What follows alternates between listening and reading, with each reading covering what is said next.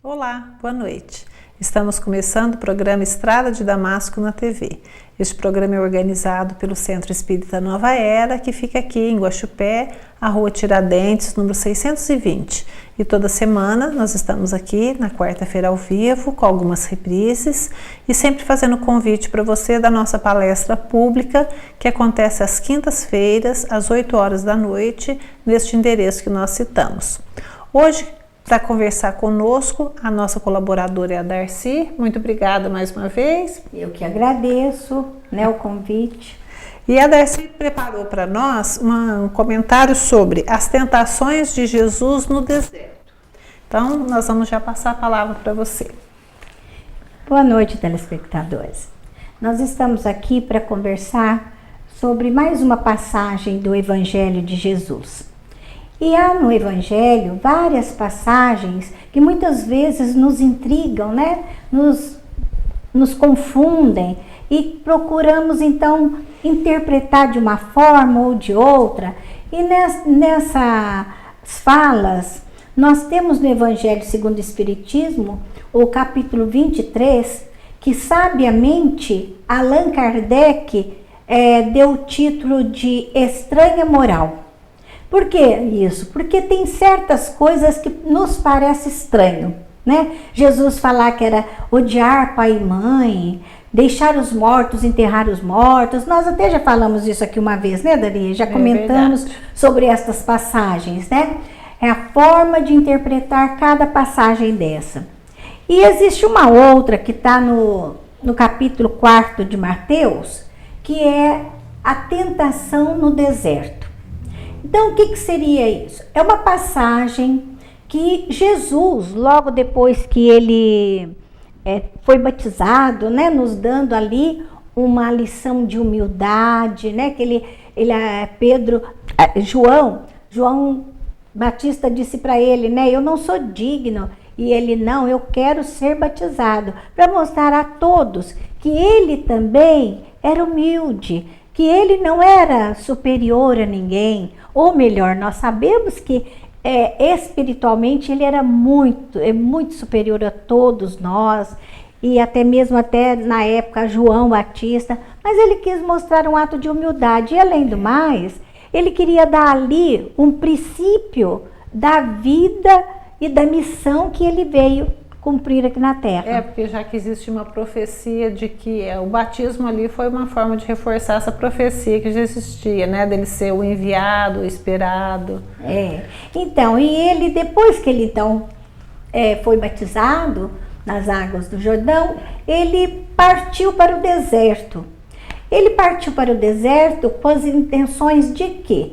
Ele foi para o deserto com a intenção de meditar, refletir, analisar, se fortalecer espiritualmente, porque ele sabia tudo que ele ia enfrentar naqueles momentos adiante. Ele sabia da oposição que ele ia ter. Então ele foi para o deserto meditar, refletir. Era o que eles, na época, muitos profetas foram refletir, no deserto. Moisés foi, o Davi foi refletir no deserto, foi quando ele fez lá no deserto o Salmo 23, que nós gostamos muito, porque é muito lindo. E outros tantos foram no deserto para refletir. Agora, lá fala que ele teve a presença de um Satanás, de um diabo, de um Satã, Qualquer dessas palavras, o significado para nós é outro. Porque se nós formos procurar na língua hebraica, daimon, que vem do grego, significa opositor, aquele que vai contra uma ideia, aquele que vai contra alguma coisa que você quer fazer e ele então vai contra. Então, esse adversário, esse acusador, esse opositor era o que eles chamavam de Satã, de diabo, e que é diabolos, em grego, e daimon também, que eles falavam. E veja bem, tudo isso quer dizer que existia pessoas, muitas pessoas que iriam contra as ideias de Jesus. Eles iriam ser opositores, como nós sabemos que houve. Até nos dias de hoje, se nós lançarmos uma ideia nova, nós vamos ter opositores. Nós vamos ter alguém que vai chegar e falar, não penso assim, eu quero assado, né? Então, ele sabia que ele ia ter esses opositores ferrenhos, né? Como os teve. E aí, Darcy, quando você fala nessa questão desse espírito, né? Que a gente sabe que a daimon aqui seria só como espírito, mas dentro do espiritismo, como que é a explicação que nós temos para o chamado demônio, ou satanás, ou diabo? Deus criou algum desses elementos? Então, era onde eu também queria chegar.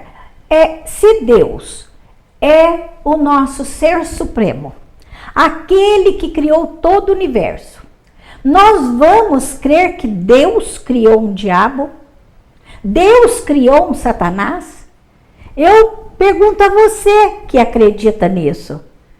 Deus criaria um satanás? Deus criaria um demônio, um satã, um diabo? Se ele é o criador, se você crê em Deus e ele é o criador de todo o universo, podemos acreditar nisso, Daria? Não podemos, né? Deus criou tudo perfeito. Deus criou o homem e o homem que procurou o mal, o homem que se desvirtuou através do seu livre-arbítrio, ele então desencaminhou na sua vida. Deus nos criou para nós evoluirmos a cada dia, a cada ano, a cada existência, para um dia chegarmos à evolução que Jesus teve. Então nós podemos com certeza afirmar que não existe diabo, não existe satanás. Na verdade é uma metáfora, né, uma simbologia para representar aqui o mal, né, a ignorância, o mau uso do livre-arbítrio. Justamente, olha, Daria, vou te dar um exemplo. A gente contava, que acho que já está até tão deturpado que já não usa mais contar isso para criança, do Saci Pererê, né? Saci Pererê era arteiro, fazia isso, fazia aquilo. É um folclore. Saci Pererê nunca existiu. Então, o diabo na língua hebraica, para os povos hebreus, é um folclore. É uma coisa folclórica para eles, entendeu? Então não é uma coisa personificada, não é nada personificado, porque se fosse criado, teria que ser criado por Deus, e nós sabemos da perfeição de Deus, ele não criaria isso mais nunca, né? Então nós, com as nossas imperfeições, nós sabemos que nós podemos ser um ser bom ou mal. Nós temos esta opção de ser bom ou ser mal, né? Então, o caminho nós vamos escolher através do nosso livre-arbítrio. Deus nos deu a inteligência para que nós escolhêssemos entre o bem e entre o mal e fizesse a nossa evolução. Mas mesmo assim, Deus, na sua misericórdia, ele não desampara o pior dos seres. Pode ser o marginal pior que existir na face da terra. Ele vai ser filho de Deus e Deus vai esperar que um dia ele acorde para o bem, que ele se melhore e se evolua para chegar até Deus. E a gente pode até dizer com toda segurança, o caminho de todos é esse, é o da perfeição. Por mais que demore, por mais que resista, seja encarnado ou desencarnado nesta vida, em outras vidas, não tem outra escolha. O único determinismo que nós temos é realmente a nossa evolução, né? Por mais que a gente demore, a gente chega lá. Graças a Deus, né? É um alento muito grande pra gente, né? E sabe que uma coisa que eu me penso aqui também, que hoje muita gente, principalmente espírita, né? Trocou um pouco essa palavra diabo, demônio, por obsessor. Porque fica muitas vezes assim, faz coisa errada, não leva a vida muito a sério, e a hora que aparece uma dificuldade, um problema, aí acha que é o obsessor que está fazendo aquele problema, aquela dificuldade. Também nós sabemos que não é assim, né? Por mais obsessor que alguém seja, ele também é filho de Deus, ele também é nosso irmão, ele também vai fazer esse processo de evolução e ele só nos prejudica ou se liga a nós se nós abrirmos essa oportunidade. Justamente, e eu te pergunto então, para que um obsessor se aproxime, tome conta da sua mente, você precisa estar ligado, você precisa estar, nós falamos que orai e vigiai. Você pode estar não vigiando os teus pensamentos, as suas atitudes, as suas palavras, os seus sentimentos. Aí você atrai o quê? Você atrai más companhias, que são os espíritos imperfeitos, aos quais nós chamamos de obsessores. Agora, você acha que Jesus, um ser supremo que Deus entregou a terra a ele, para que ele viesse dominar a terra, mostrar para a terra, para todos os humanos, que Deus existe, que Deus é amor, não é aquele Deus vingativo que muitas religiões pregam, porque Deus castiga, Deus faz isso, não. Ele veio mostrar que Deus é amor, que nós somos todos irmãos, que nós somos todos espíritos em evolução. Então, Jesus, um ser tão iluminado, ele daria brecha para algum obsessor, para algum diabo, Satanás aproximar dele e o tentar? Então, gente, com a análise de tudo isso, não dá para acreditar, porque Jesus não abriria brechas para que alguém chegasse nele e o atormentasse dessa forma. Até a palavra tentação, a gente precisa pensar e refletir um pouquinho sobre ela, né? No próprio Pai Nosso nós falamos, né? Não nos deixeis cair em tentação ou em tentações. Quer dizer, o que seria essa tentação? Na verdade, a tentação já está dentro de nós, são as nossas imperfeições, as nossas fraquezas, e quando alguma coisa me atrai no ambiente externo, é porque já tem uma sintonia, uma ressonância dentro do meu interno, né? Por isso, então, que é uma tentação. Aí a gente retoma aquilo que você falou, da vigilância. Se eu estou vigilante, eu procuro me disciplinar e corrigir aquilo. Então, tudo que acontece fora de mim é uma oportunidade para eu crescer, para eu melhorar, para eu evoluir. Se a gente cai, tem que levantar e começar de novo, né? E veja, eu estou lembrando de uma passagem, quando Jesus disse assim, que o filho precisava ir a Jerusalém para ser condenado e crucificado. Lembra dessa passagem? E aí Pedro era muito bravinho, né? Pedro vira e fala assim: quem disse isso, Senhor? Nós não vamos permitir que isso aconteça. O que Jesus respondeu para ele? Afasta-se de mim, Satanás. É preciso que eu vá e que tu entendas as coisas de Deus. Quer dizer, ele estava dizendo que Pedro era Satanás. Se ele escolheu Pedro como um apóstolo dele, ele ia chamar Pedro e falar que Pedro era o Satanás, e ele fala: afasta-te de mim, Satanás. Por quê? Porque ele estava dizendo: afasta de mim, ideia opositora.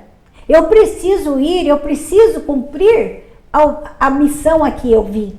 Aqui nesse caso a gente pode até analisar, realmente Pedro vacilou, não foi vigilante, e aí acabou sendo instrumento de um obsessor, de um que queria ali atrapalhar, e por isso que ele manda afastar, ele era muito impetuoso, né? Ele agia pelo ímpeto, então nós não vamos permitir isso. E ele então diz: calma, essa ideia é opositora, eu não quero saber. Então ele fala: afasta de mim, Satanás, afasta de mim, ideia opositora. Então, Jesus, estando no deserto, então diz que aparece lá... Nós vamos dar uma interrompida pequenininha, se permite? Tudo bem. Nós vamos precisar chamar os nossos patrocínios culturais, que nos ajudam, que nós nos mantenhamos no ar, e vamos pedir que você nos aguarde um minutinho.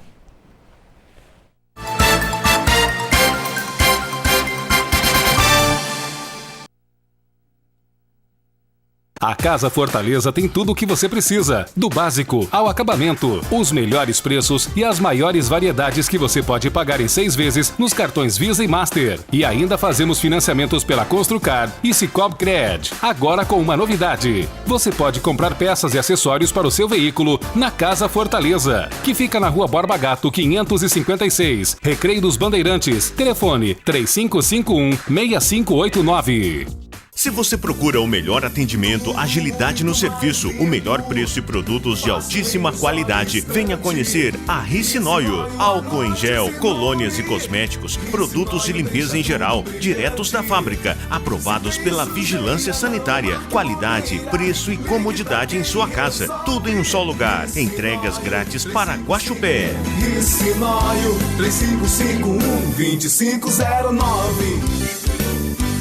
Artcom, há 35 anos contribuindo para o desenvolvimento da região. Produzimos lajes, blocos, mourões e vigas pré-moldadas para a construção de sua casa. Corte e dobra de ferro e aço que agilizam e dão economia em sua obra. Saneamento básico, tubos de concreto, fossas sépticas e galerias para águas pluviais. Contamos com laboratório próprio para que nossos produtos sejam produzidos dentro das normas técnicas. Entregamos em toda a região com rapidez e qualidade comprovada. Artecom, ligue 3571-1096 e lhe enviaremos um representante. Rodovia Muzambinho Guaxupé, quilômetro 100. Olá! Agora você pode nos assistir também pelo nosso canal no YouTube. O endereço está aí, na sua tela. Curta, compartilhe, se inscreva.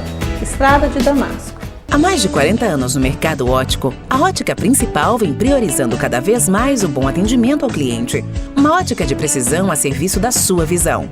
Experiência, agilidade na entrega de serviço, facilidade no pagamento e muita seriedade. Óculos solares e receituários de grifes. Óculos é o nosso negócio. Avenida Conde Ribeiro do Vale, 485. Telefone 3551-2016.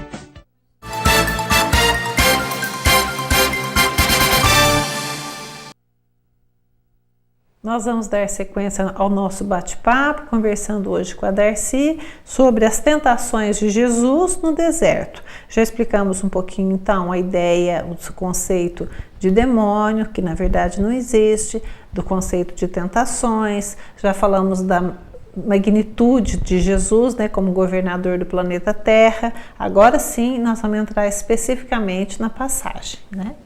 Então, Dari, agora nós vamos comentar sobre quando eles falam, né, na passagem, que o tentador se aproximou de Jesus e disse, né, se és o Filho de Deus, manda que essas pedras se transformem em pães. E Jesus respondeu, está escrito, nem só de pão viverá o homem, mas de toda palavra que procede da boca de Deus. Veja bem, o que ele quis dizer? Ele não transformou a água em vinho, ele não fez a multiplicação dos pães, a multiplicação dos peixes. Ele poderia, com todo o seu poder, com todo o seu magnetismo, ele poderia sim transformar em pães. Mas ele não quis dar uma intenção seguinte. O pão para nós significa as coisas materiais, né? O físico. Então, a gente precisa entender que nós não podemos viver só do pão, quer dizer, viver só do material. Nós temos que pensar nas coisas espirituais. É isso que Jesus quis nos ensinar com esta passagem, que nós precisamos nos ater mais à nossa evolução espiritual do que a material. Então, aquelas pessoas que pensam muito, né, no seu material, na riqueza, na herança, nas coisas materiais em geral, e esquece a vida espiritual, esquece que nós estamos aqui para evoluir, não financeiramente, mas evoluirmos espiritualmente, então nós estamos indo para o caminho errado, né? Isso aí é uma mensagem assim, muito atual, porque no momento em que nós vivemos chamado de pós-modernidade, nós temos aí basicamente o imediatismo, o materialismo e o consumismo. E as pessoas, se viverem em função dessas três coisas, o sentido da vida para elas é isso. Não coloca o sentido da vida no espírito que é imortal. Largo espiritual, né? Largo Nós espiritual. Podemos esquecer. Na hora que vem a contrariedade, a aflição, o sofrimento, a pessoa está de mão vazia para enfrentar essas dificuldades, né? Então, à medida que vai investindo nas coisas espirituais, que é o bem verdadeiro, que é o bem imperecível, né? Porque o resto tudo vai ficar e vai passar. Então, esta passagem, esse versículo, vamos dizer assim, ele nos traz esse ensinamento, que nem só de pão vive o homem. Então, que nós precisamos cuidar da nossa vida espiritual, né? E uma outra passagem que ele diz: se és o Filho de Deus, joga-te daí para baixo, pois está escrito que ele dará ordens a seus anjos a seu respeito, e com as mãos eles o segurarão para que você não tropece em pedra alguma. Quer dizer, ele leva Jesus para um tanto de pedra, sendo que no deserto, né, não tem montanhas de pedra. Então, lá ele fala, joga-te daí, que Deus vai mandar os seus anjos lhe aparar as mãos para segurá-lo, para você não machucar. Então, nós recebemos a resposta de Jesus seguinte, ó. Também está escrito, não põe à prova o Senhor teu Deus. Veja bem, nós não podemos ficar desafiando Deus. Eu vou subir num prédio e vou me jogar de lá e falar, se Deus for meu pai mesmo, ele não vai deixar eu cair lá e morrer. Pois, eu me dispus a fazer aquilo para tentar Deus, para querer provar que Deus existe, que Deus vai me amparar, que Deus vai me proteger. Não, nós temos o nosso livre-arbítrio. Nós temos o nosso livre-arbítrio. Então, Deus nos deixa livres para agirmos, porque Ele já nos deu a inteligência. Faça uso dela. Então, Ele quis dizer que nós não podemos ficar a todo momento falando de Deus. Então acontece um desatino na minha vida e eu falo, ai, porque Deus fez isso, porque Deus deixou, porque Deus não protegeu, porque Deus quis. Não é por aí, né? Nós não podemos, como ele falou, termos a palavra de Deus na boca toda hora em vão. Entendeu? Mais uma passagem que ele vem nos mostrar que nós devemos respeito e amor a Deus. Porque essa visão de sermos construídos à imagem e semelhança de Deus é o nosso potencial de sermos o mais perfeito possível. É claro que uma perfeição diferente da de Deus, porque Ele é o perfeito. Mas muita gente acabou invertendo, né? Trazendo Deus como se fosse uma pessoa, um ser que está ali para atender os nossos interesses, ou que fica de mal da gente. Então, e as pessoas às vezes que castiga. As pessoas às vezes para agradar a Deus vão fazer determinada coisa. Ele não é nenhuma criança, né? Muitas vezes a gente está fazendo um comportamento meio assim, infantil mesmo. É infantil mesmo, é como uma criança tenta o pai, né? Bem, uma outra passagem, ele diz assim, que o diabo levou Jesus até um monte muito alto e mostrou, olha o poder do diabo, né? Carregou Jesus para um monte muito alto e mostrou para Jesus todo aquele vale, as águas do rio Jordão, lá no Monte Nebo, onde Moisés esteve, as ruínas de Corrã, onde viveram os essênios, as montanhas, os mares. Ele mostrou tudo e falou, tudo isso eu te darei se prostrares aos meus pés. Quer dizer, se joelhares e me adorares igual você adora o teu Deus, eu te darei tudo isso. Aí eu te pergunto, o que o diabo tem para dar para Jesus? Foi ele que criou tudo? E outra coisa, Deus não entregou a terra na responsabilidade de Jesus, o governador da terra. Então Jesus já tinha tudo isso em suas mãos. Tudo aquilo para Jesus era mental, gente. Ele estava pensando em tudo que ele tinha que organizar, em tudo que ele tinha que fazer. Então, ele pensou em vales, em rios, regiões que tem planícies, regiões que tem deserto, regiões que tem oásis, regiões que tem montanhas de pedra. Tudo isso ele ficou mentalizando. É como nós, Darie, vamos preparar algo, vamos programar uma viagem. Então, você fica pensando, o que eu devo levar? Eu levo isso, eu levo aquilo, não. E se lá tiver sol? E se lá tiver frio? Então tem que levar esta ou esta roupa. Será que eu levo muita roupa ou levo pouca roupa? E o que eu vou levar de dinheiro? E o que eu vou fazer com a passagem? Não é? A gente planeja tudo. Como você vai fazer uma festa, quando você vai fazer uma viagem. Jesus estava ali no deserto para refletir, para meditar sobre a missão que ele tinha.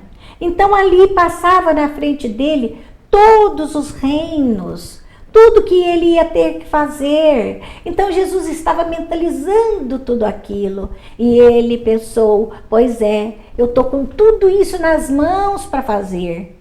E se eu fizer errado? E se eu não me sucumbir? E se eu me deixar levar pela parte material? Como diz que o diabo falou, tudo isso eu te darei, se ajoelhares aos meus pés. Então Jesus estava imaginando tudo, o que vinha para ele, a responsabilidade dele era enorme. E mais uma vez o diabo então disse assim para ele, olha, Jesus respondeu para ele, retira-te, Satanás, pois estás escrito, adore ao Senhor teu Deus e a ele preste culto. Então, veja bem, ele nos mostrou que Deus é superior a tudo. Mais uma outra passagem, quando ele diz assim, que ele leva Jesus para o pináculo. Pináculo é um lugar onde, lá tem o muro e depois tem o templo. Então eles se encontram. Então é a parte mais alta que tem, é o pináculo. Então neste pináculo ele coloca Jesus. Olha o poder do Satanás, hein? Coloca Jesus lá em cima no pináculo e fala para ele se jogar. E fala para ele. Então veja bem, quando Jesus está lá, ele imagina quando ele foi lá no templo aos 12 anos, que ele debateu com os doutores da lei. Outras vezes eles foram com seus pais nas festas e ele via tudo que ocorria dentro do templo. Ele sabia tudo que ocorria lá no templo. Então ele começa a mentalizar o templo. Então não é nada disso que eles falam que o Satanás o levou. É cheio de metáfora mesmo, né? É, tudo metáfora. Então, essas figuras que Jesus vai pensando no que ele tem que fazer, na sua responsabilidade, que ele ia encontrar muita oposição, e ele mais uma vez disse, vai-te, Satanás, opositor à luz, opositor à verdade, afasta-te de mim, trevas inferiores, porque está escrito que ao Senhor teu Deus adorarás e a ele prestarás culto. Gente, mais uma vez, Jesus, quando ele estava perante o Pilatos, ele não disse, meu reino não é deste mundo? Quer dizer, ele foi para o deserto porque ele queria ficar longe também do tumulto da cidade, né? Ele queria ficar longe de tudo isso para refletir melhor. Sempre quem queria refletir ia para o deserto, Jesus também foi. Mas nada no sentido de que este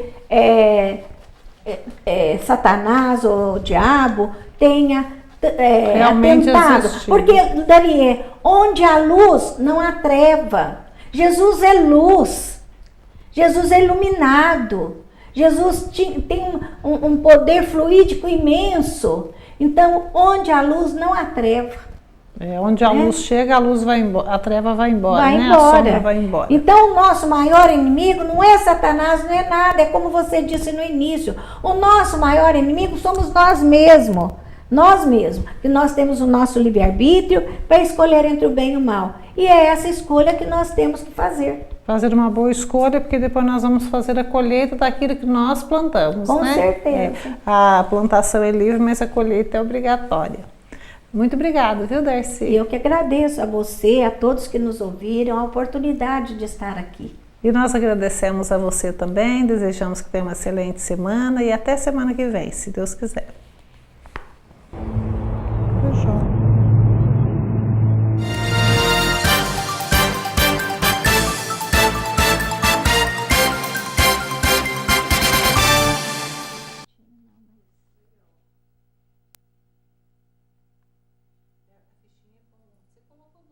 Olá! Agora você pode nos assistir também pelo nosso canal no YouTube. O endereço está aí, na sua tela. Curta, compartilhe, se inscreva. Estrada de Damasco.